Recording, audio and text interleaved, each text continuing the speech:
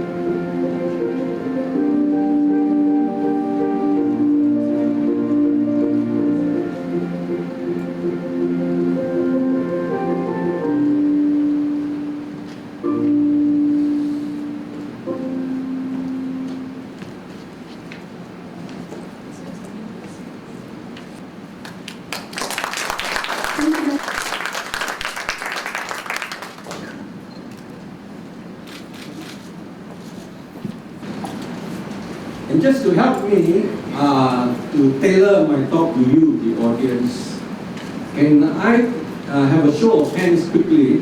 How many of you are in the midst of grieving? Oh, good.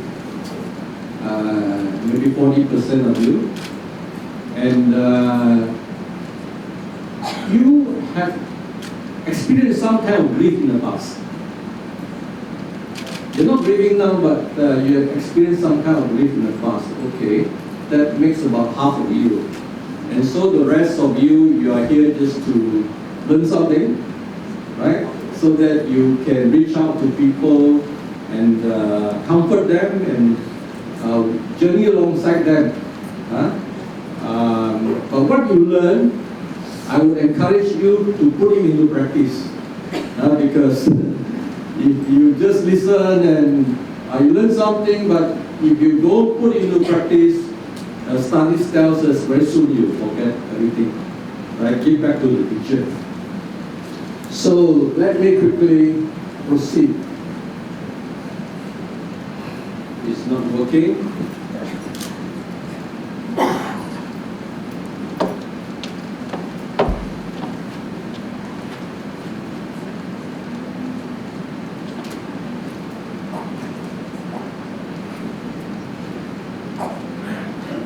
Right, this recent newspaper cutting showing you what can happen. Man leaves to his death to be with his dead wife. And I think if there are people around him that can support him, such a tragedy would not have happened.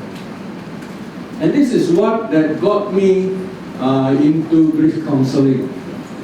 In the year 2005, I lost my first wife, suddenly through brain aneurysm. And at the same time, I also remembered this newspaper cutting in the front page. A very prominent intellectual shot himself exactly 3 years after his wife died. He could not take it. And every year at the anniversary, he took up full page, the newspaper, the newspaper Times, the Star, and write beautiful poems about his wife. He was calling for help, but the whole nation either do not know how to help him or they don't care.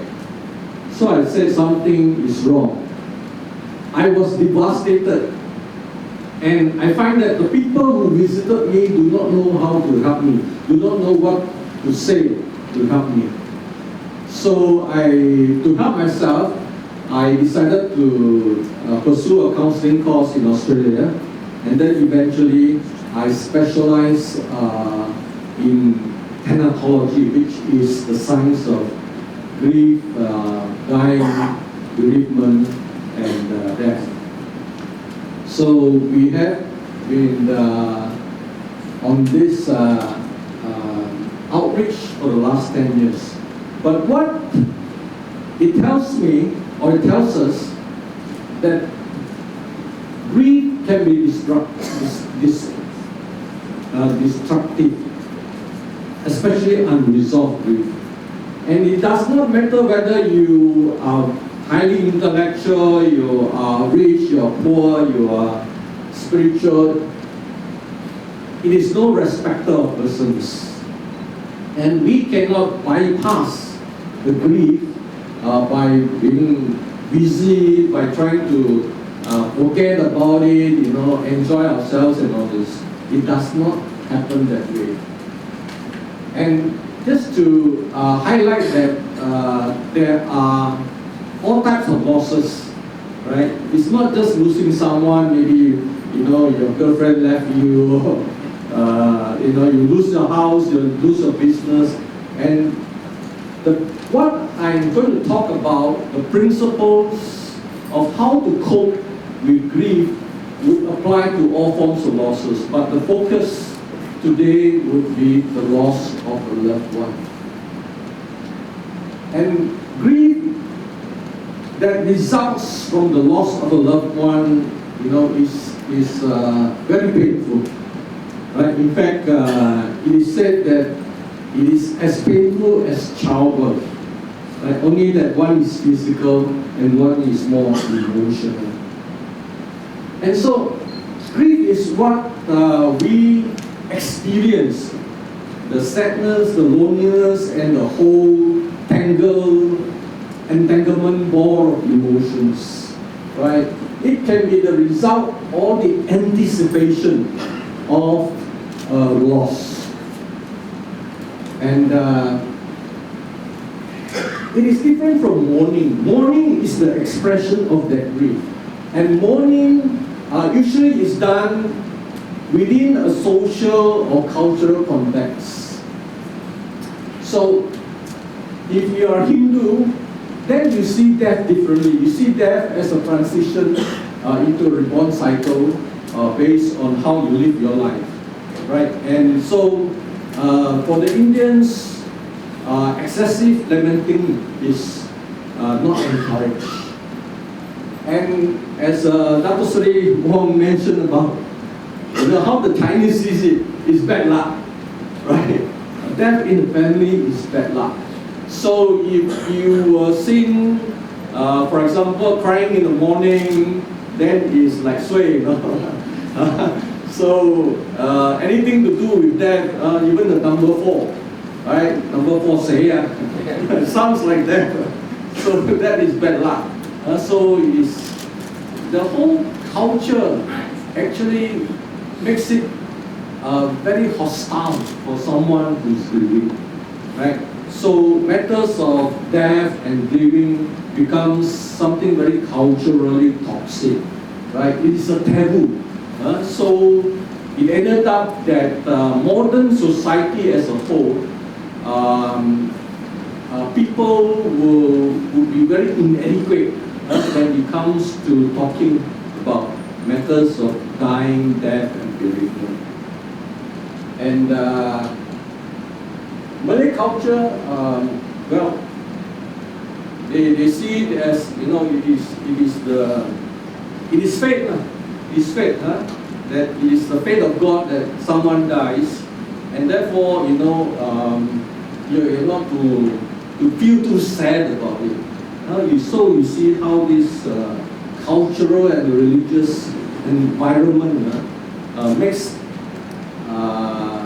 people who need to grieve or to talk about grief makes it very inconducive for everyone. But on the other hand, grief is something that's very painful, right? And very unpredictable. It's like, the storm of the sea. Sometimes, it's very rough, and sometimes you seems to be okay, right? But at the same time, it's very unforgettable, right? We try to, go to the shopping complex to while the time away, go to the parties and all this. You will not forget the pain that is inside, right? Whether you are, going around the world, you still remember your loved one because it is all inside you.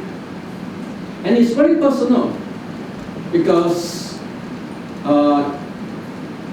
it is in fact unique to you. People don't understand what you're going through, and they give you all sorts of advices, right? And sometimes you try to live to their expectations and become even worse. And so this is the kind of suffering in silence that you have to endure after the loss of a loved one. Especially when the loss is sudden, is unexpected, is untimely. And we can emerge from grief as either as a bitter person or as a better person, right? Studies have shown that there are at least 5 possible outcomes. You can come out of it, more improved as a person, or there is only partial recovery, or you can even decline, right? There's such thing, I'll tell you later, that our grief can turn chronic or acute, or what is termed in psychology, what is pathological. So 15 to 20% of people can develop what is known as complicated grief. And you see here, one man who says he's been crying for 15 years. But we have come across people who have been crying for 20, 30 years, the rest of their life, and without any progression towards improvement. And therefore, the bottom line is this. If a bereaved person does not successfully grieve, in other words, grieve in healthy, in a complete manner, right? They are more prone to illnesses, both physical and psychological. And the total absence of grief usually, right, is not a good sign. Why do we grieve? We grieve because it is natural for us, right? It is the price you pay for being close to someone, right? Or something. So if you lost a pet, right? You also feel sad, right? And that sadness is wired into us. So it is, in other words, the price that we pay for love, right? So there are 3 positions that you need to avoid, right, when you are grieving. Number 1 is the poor me victim mentality, right? And so often, we will ask, why me? Why at this time? Why this family? And all the why questions, right? If you wallow in self-pity, you sink in self-pity, right? The other one is the cure me mentality. You're so used to taking a pill and then, you're okay, right? There is no medication for grief, right? There is medication for depression, right? But depression is not grief. The symptoms may be the same, right? Depression is because you feel depressed, for some time you cannot function and all this. But for no apparent trigger, right? Grief is the result of a loss, and it is not a mental illness like depression. It is just a relational condition, right? There is attachment, you lost that, you feel sad. So it is not an illness that you need to run to the psychiatrist or to the hospital or things like that. Right? And I mentioned earlier, there's no such thing as trying to bypass, trying to work, to forget, trying to, just not to touch it, as if, once you recall and then you feel all the sadness and you reject that sadness. So we have a common chart, right?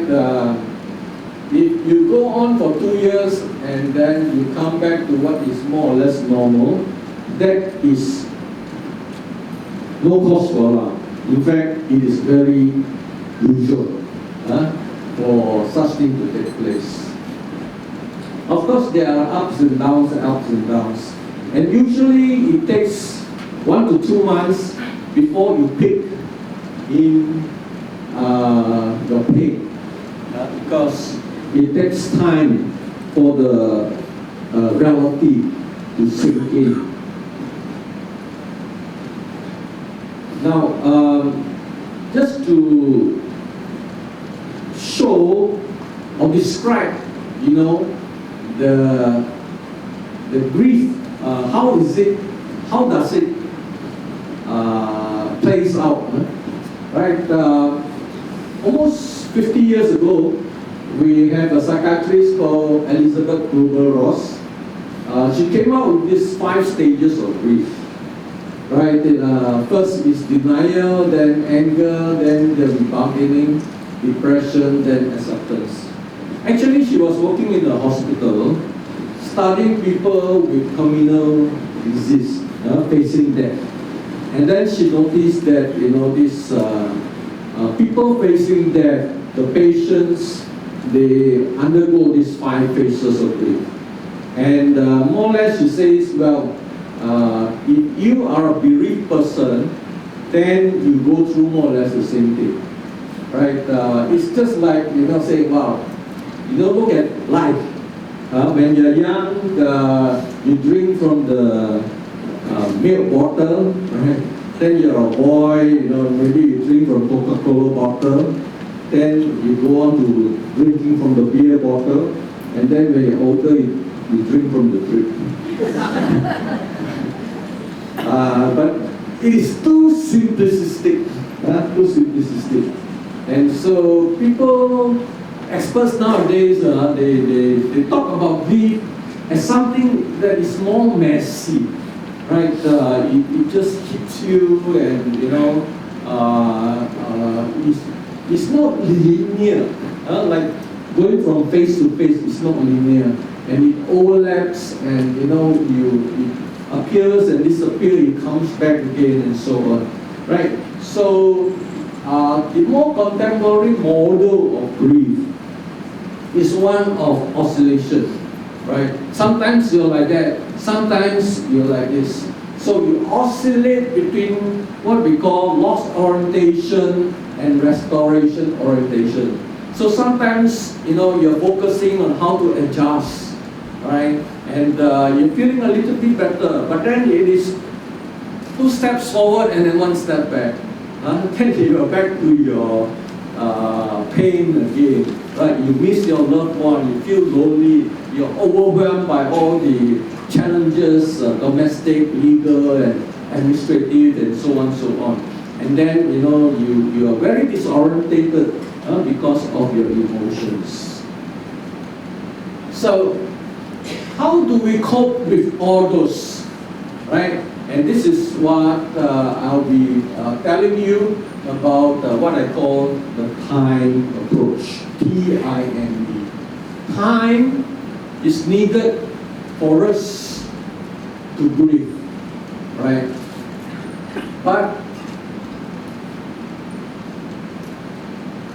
There are no quick fixes. You cannot rush through it. Time can lessen the pain, no doubt. Right? We can function again. We can go to work. We can go about with our normal routines. But time alone will not heal. Right? This is what I want to emphasize, that time alone will not heal. This is a recent cherished obituary, right, by someone who lost their child, and he portrays well about the factor of time. They say time is a great healer. We ask them, when is that time? It is already 2 years today, and nothing has made us feel better. So time is needed, but time alone will not heal. Because to recover from grief, we must accept and experience the pain to the full. There is no escape one, right? Because we are wired that way. When we lose someone, we will miss the person and we will feel sad. So, how do we manage that? Number one, very easy. Only 3 points you need to remember. Number one, learn to embrace that pain. Right? Do not fight the grief. Do not fight the pain as though it is an unwelcome guest. Because it is natural that we miss for someone or something, we will feel sad. It is natural. So you tell yourself that I will be in a difficult time, right? I will feel sad. I will feel all the difficulty for a season, right? This is the price that I pay for loving someone, for being close to somebody, right? And we call this leaning on to our grief.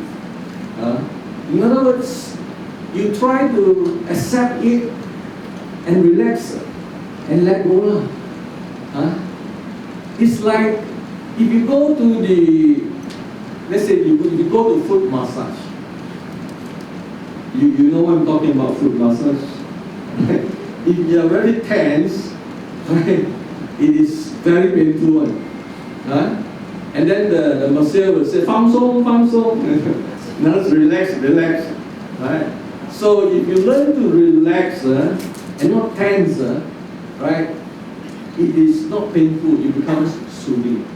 And so you relax yourself into this period of pain, right? Of course, you have to be kind to yourself now. If you're still working as hard as before, trying to meet all your KPI as before, sorry, right? You need to give yourself more time, pamper yourself a bit, relax into this difficult time to grieve over your loss. Right? This is learning to embrace the pain.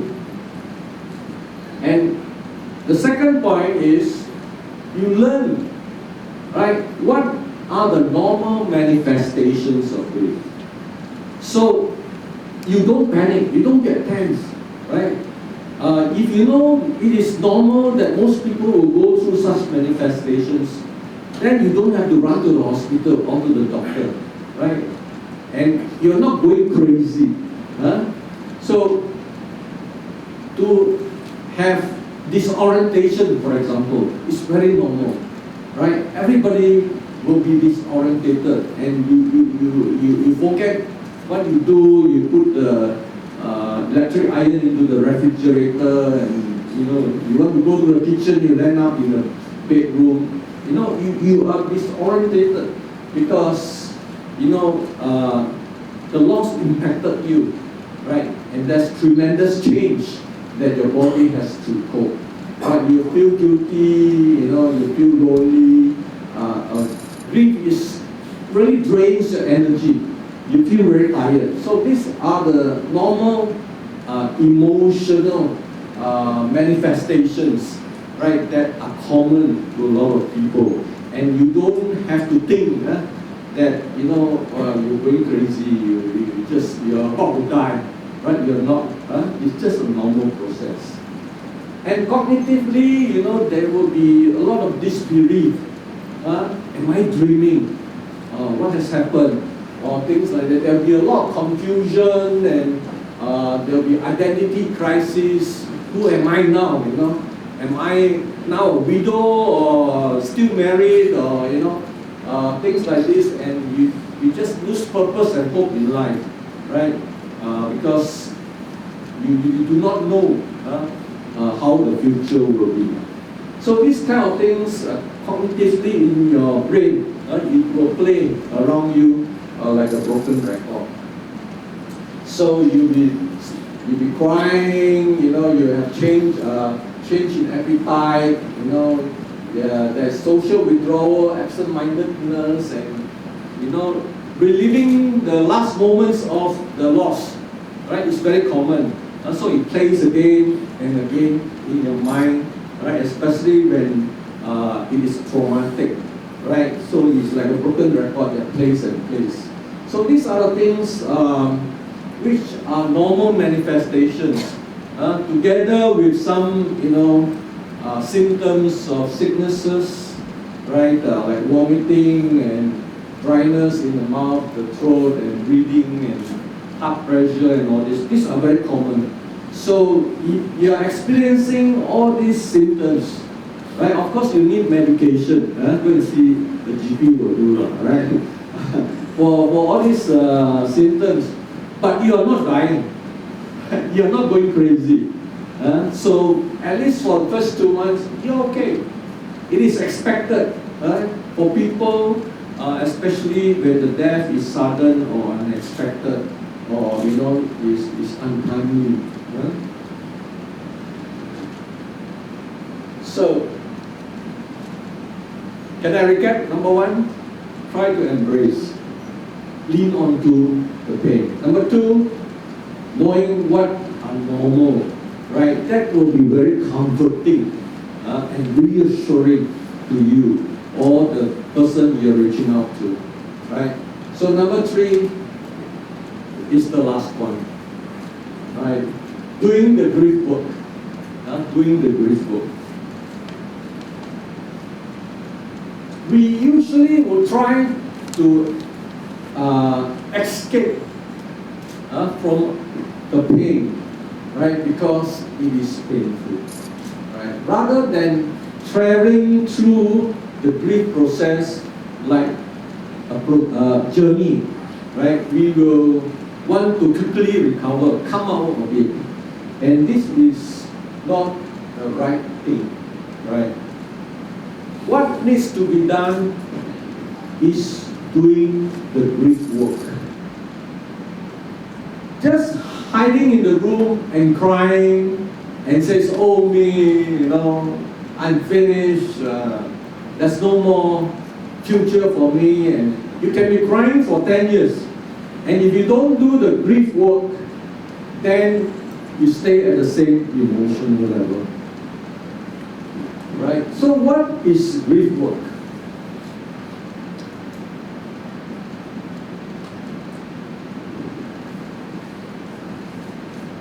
Grief work are efforts to confront your grief. Right? Grief work are efforts to experience the grief. So, because it is painful, we will not want to do the grief work.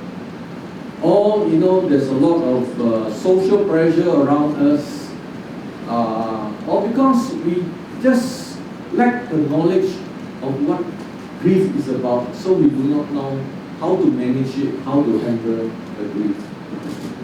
And most often it's because of lack of support. The people who we can talk to, instead of understanding us and journeying alongside us, offer all sorts of advices that makes it more painful, makes you angry, right? So that is the unfortunate situation, right? And therefore, we want to do the grief work so that we can avoid going into complications. And studies have shown that 15 to 20% of people can get what we call stuck in their grief for years, right? When you should be back to your normal within 2 years. And if you have the proper support, in other words, someone who can empathize with you, can support you and, can listen to you with an empathetic ear, right? You can even do it within 1 year or less. So this is a typical presentation of 3 possible grief journeys. Right, this is for people that 15-20% persons who get stuck in the grief, but 2 years is normal, and with the proper understanding and support, right, you can do it within 1 year or less.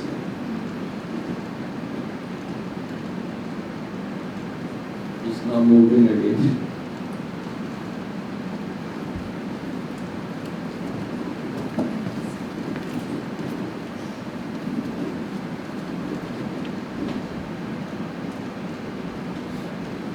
Okay, good. So, doing the grief work using the time approach. So time stands for number 1, T is telling the loss, right?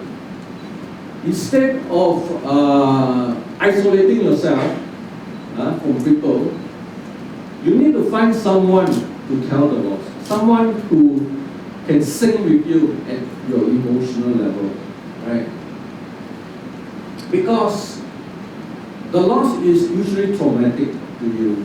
And like all forms of trauma, when you start to talk, right, to someone who understands you, that telling, that talking, right, will be therapeutic to you, right? This is an essential part of the grief work.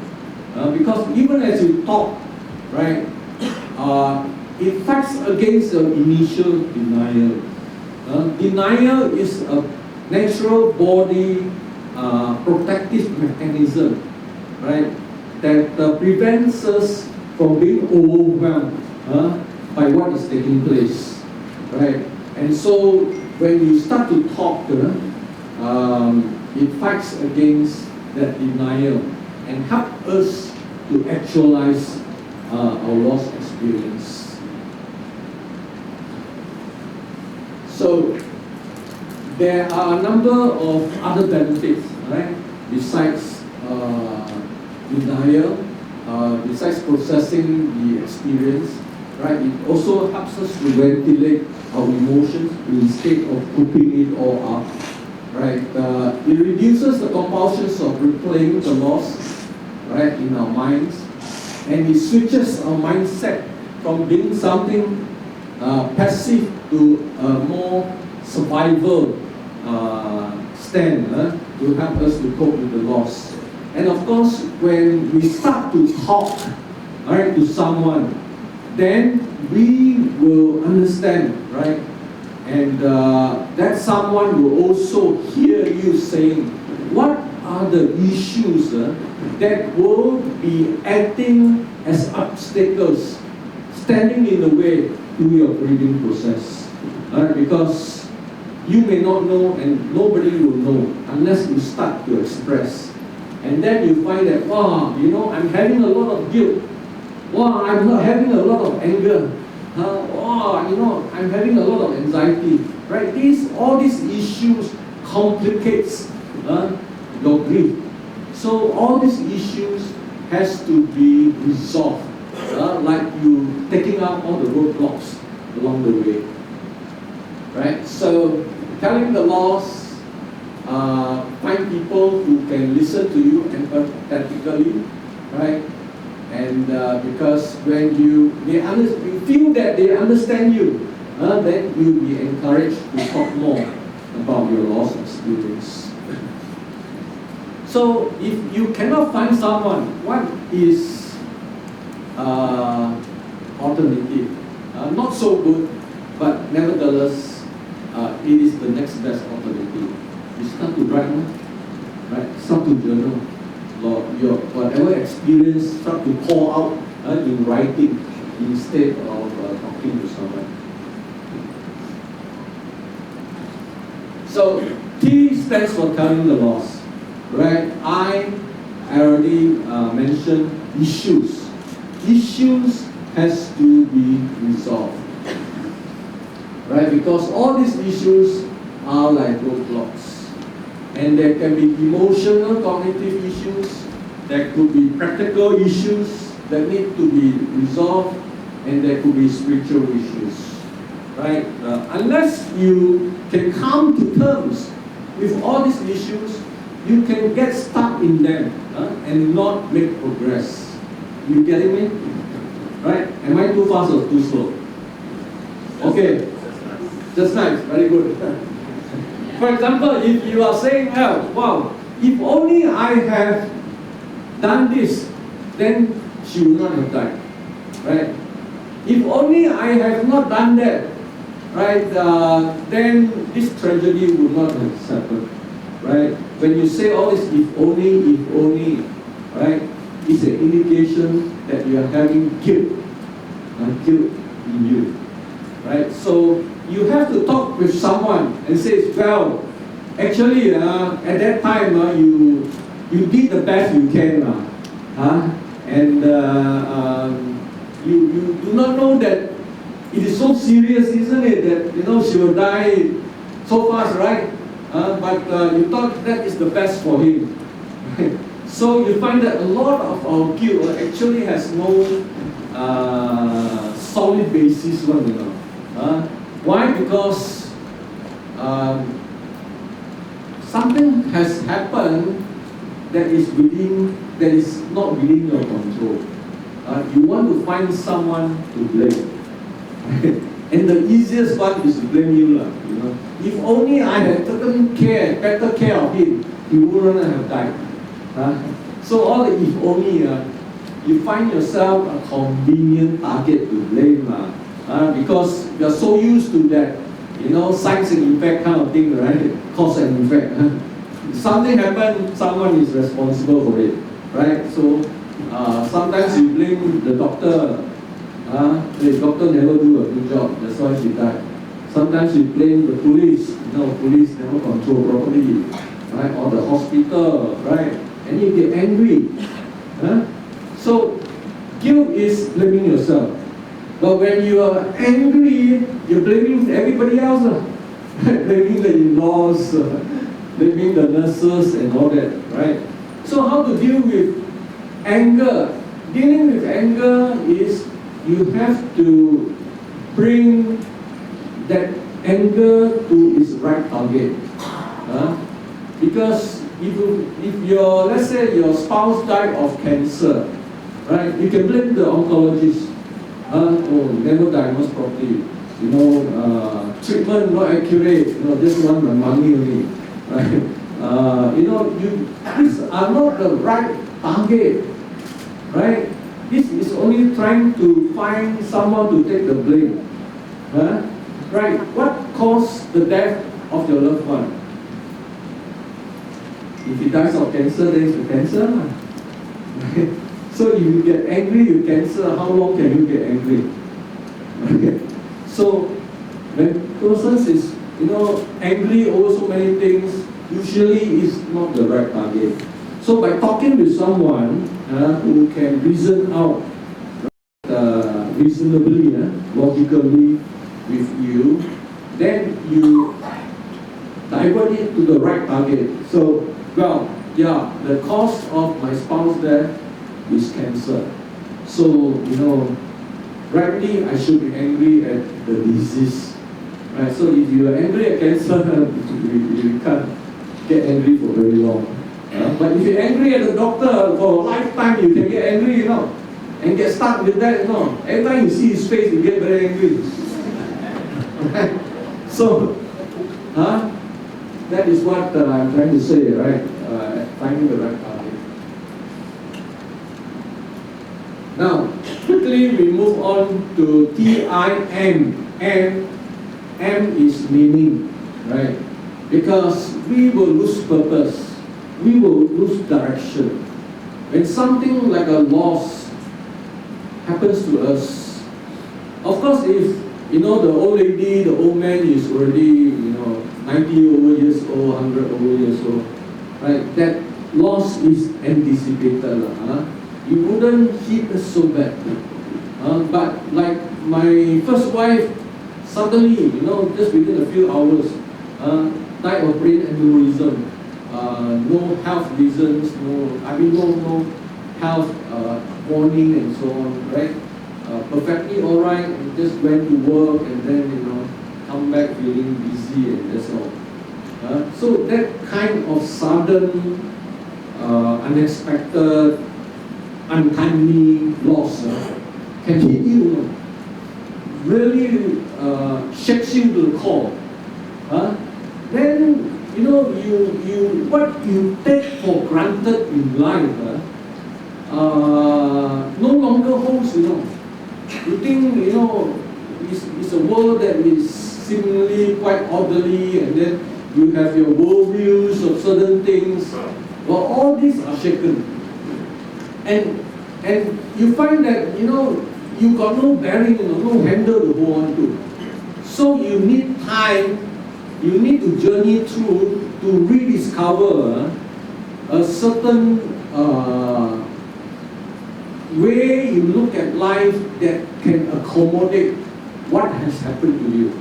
And so you will embark on the process of rediscovering what is your purpose in life, what is your direction, what is the meaning of all this, right? And to have someone that can support you in terms of that kind of process, it is very encouraging. Someone to guide you. Of course, that person cannot do that kind of searching for you. Only you know what will satisfy you. And we all have different standards, different degrees that will satisfy our new search for meaning and purpose and direction, and what's next. So instead of asking why this, why that, how come this happened, and all the whys and how comes, right? Someone to encourage you to after you've asked all that you want and not getting any answers, right? Or come up with a lot of speculative answers, and someone can point that out to you, right? If there's a person who would encourage you to move on and do something that is more productive, instead of asking all the whys, what now for me? Right? What can I benefit? What can I learn from this loss experience, from this tragedy? Right? What is there for me? And what is there for my family? Right? And it will be good if there's someone to guide you and to check you on this, so that you can rediscover back the worldview that can fit into your new chapter in this life without your lost loved one. Right? That is rediscovering meaning. So, if you've gone through all that, you're on the way to recovery, right? Hopefully, this would not even take 2 years, right? This might even take 1 year or less, because as you do this, you are doing the grief work. You are confronting your loss. You are dealing with the grief. And there will be a time where you find that, you come to a new normal. Things will not be the same again, right? Without the presence of your loved one. So we call it a new normal, right? But if you discover that you are able to talk about the loss without the intense pain, right? You may be feeling sad from time to time, right?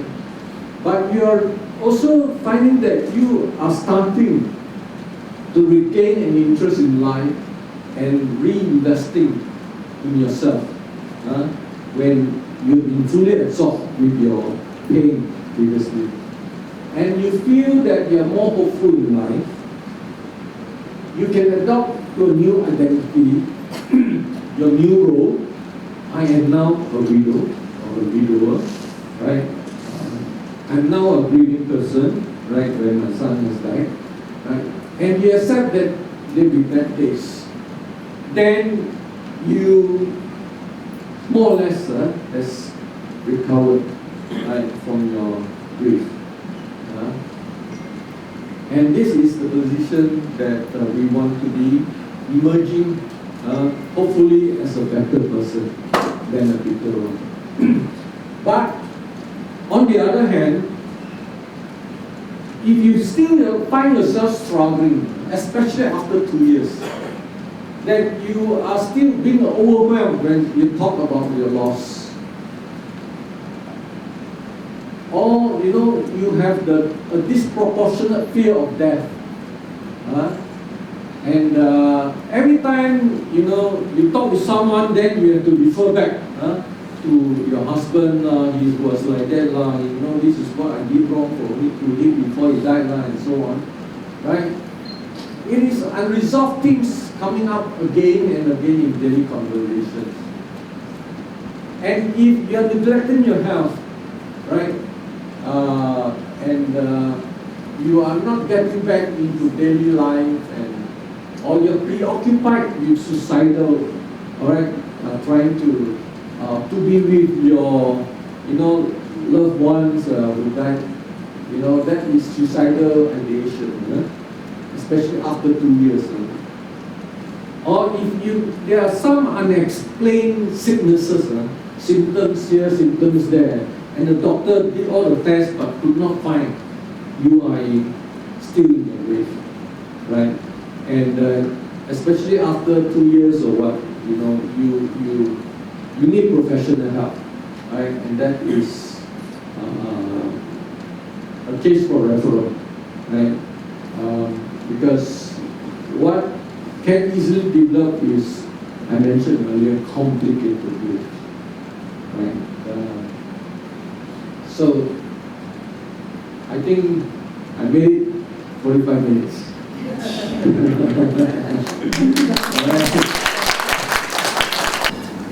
Good morning, Doctor.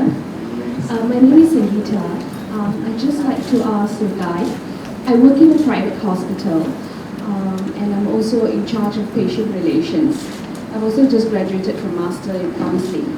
So there are times that I'm being called to offer support to patients' family with unexpected death that normally occurs in the emergency department. So normally, the few times that I've experienced, I normally what do you say? The first few words are always the biggest challenge, like, what do you say? I don't say anything, I give more touch. I offer support through touch. What do you do? Okay. First of all, I think you have to learn certain basic things, right? Like you have to mention so and so, and he died. In other words, you don't beat around the bush. Okay? Time is like some people pick the bucket, all sorts of foreign terms. So time is that, and he said in past tense, he did not make it. I'm sorry. offer your condolences, right? I am assuming that you are in a private place. Of course, they need that kind of privacy. Okay, and usually your role would be to bring the relative to the bereaved family, and help them to do the necessary arrangements for the burial of the body, right? Beyond that, I think at this stage, there is not much that you can do, because the focus really is on the funeral arrangements, right? You can do a lot of good work eventually by visiting them, right? Maybe few weeks down the road, when all the relatives are gone, and they start really to feel the pain, the loneliness, the absence of the loved one, right? There is a whole series of things of what you should do. In fact, not long ago, I was asked by the Gleneagles Hospital to brief all the specialists, how to handle things like this. But at this stage, I think the minimum the most you can do is really to help them to accept the reality of the loss, right? And attend to whatever that needs assistance, like making difficult phone calls, things like this, right?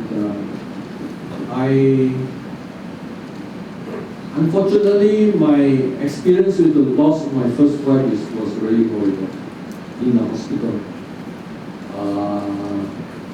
Because the doctor talked to me and my family when everybody was crowding around us, and I was told such things like, well, you can collect the body tomorrow after all the fees are paid. I said, wow, that's all that you're interested in. And what was worse that is when she died the night before, and the doctor told me that, well, she had kind of passed on. But we are not sure. We still have to do 2 tests to confirm it, and the test cost so much. So, I'm all confused. Has she died or not died? Do we continue to pray for her, or just let her go? Things like this. Unfortunately, it's happening in our hospitals.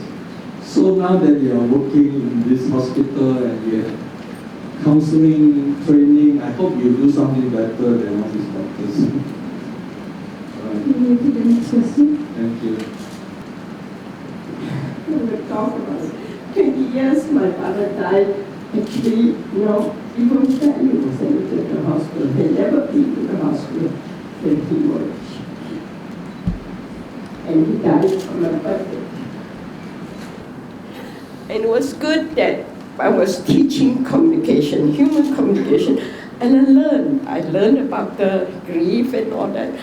And that's why I make sure that I come for this talk, because I think it's important for you to help people who is grieving, because it will help. I never talk to anybody. I just buried myself working, but when I'm alone, I cry. I even talked to about the moth. I saw the moth there. I said, why are you always in the house? I keep on talking.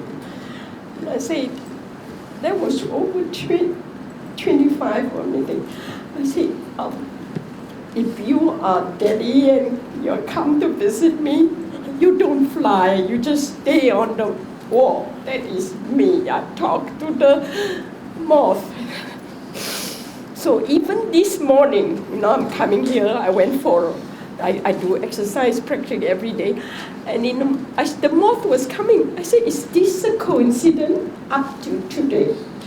And even when they were showing the star cherries, and this music, the introduction made me cry.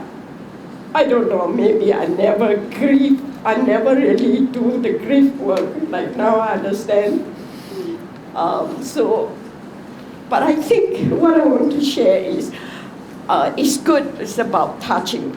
And then I lost my brother, who is younger than me, who was younger than me. And I was walking along Bangsa, and there was a Mercedes car stopped beside me and horned me, and I saw it was my classmate, my MBA classmate. And she said, oh, come in. So I went in. She said, how are you? I said, I'm not good. She said, why? I said, I lost my brother. And she just hugged me. I think that was the best. When we were in the class, she wasn't the very bright one, but she liked me. I moved away from her, actually.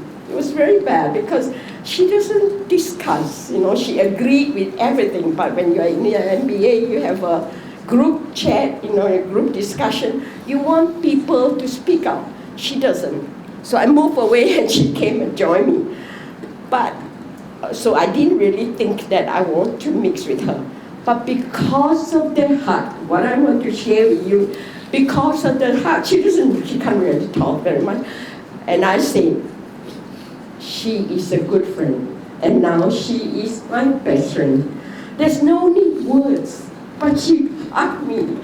But sometimes it can get difficult, especially with Muslim. If we are female and a male, you can't. But I think even if not because of the religious, I think it will be good to have a hug. When I started teaching communication, human communication, I realized that sometimes you don't need words.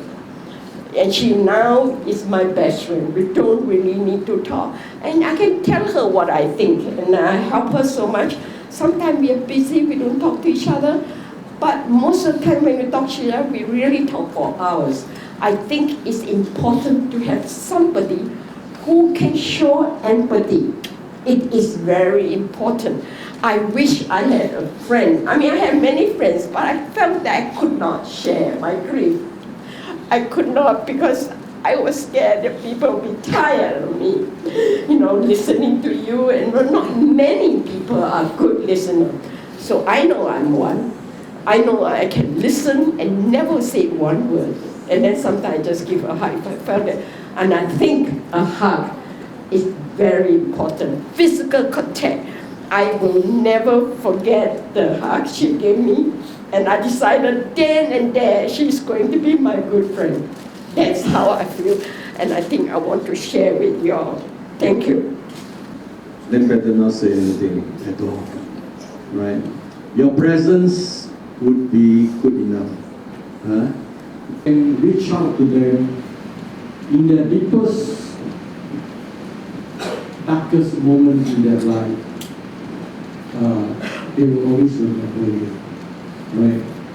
And at the end of it, people do not care how much you know. They want to know how much you care for them. Right? So reach out to them. There are many suffering people in our midst. It's just that we choose to ignore them. Right? And I'm sure if you start to open your eyes a bit, there are many people who are really suffering, in need and grieving, right? So you look out for them, say something to them now that you have something what to say, right? You feel a bit more confident, right? Then you show them that care and compassion. I think it's so lacking in our society today. All right. Classmate whose husband passed away a month ago. Now she wanted to open up herself and wanted to talk about, you see, the death. Lately, before the death of the husband, both of them did not have a good relationship. And each time when she wanted to open her mouth to say something or to confide in me in something, she said, my children, my daughter said, you are not to tell anybody about anything about us and about the family matters. I want you to keep quiet. But she wanted to open up so much, I'm trying to reach out to her, it's difficult. So this is the first question. The second question is, just like what Dr. Kwong was saying, he has booked a place in Nevada. Now, nowadays with, in this modern population, most of the children are away. Now, if I am to die now, I told the family, please throw my ashes into the sea.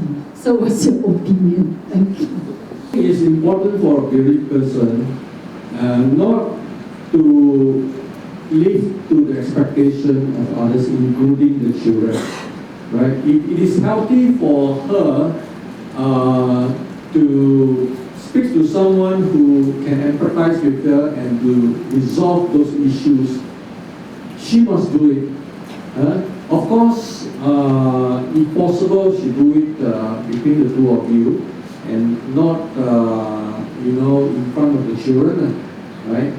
Now, what you're saying is that there are a lot of unfinished business that needs to bring a closure to those unfinished business, right? So it is so essential for her to be able to pour out.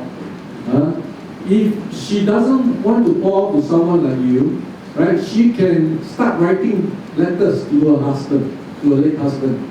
And that is not like communicating, but really to pour out what is left unsaid in her, so that she gets that comfort. But she can pour out to you and, bring some closure to all those things, even to the extent of maybe says, I want to make all these apologies to the husband, right? Then you can encourage her, or you type a letter and, just for the sake of doing it, right? To bring those closures, because if she harbors so much of all this unfinished business within her, right? She can get stuck in her grief and not make any progress, because that is preventing her from really dealing and confronting with other aspects of the grief, right? So please, encourage her to open up to you, irrespective of what the children does not know, because they want face, right? So, but her health is more important. Her mental health is more important than what is all this so-called face saving of the children. Probably they don't understand. They don't understand all these complications, right?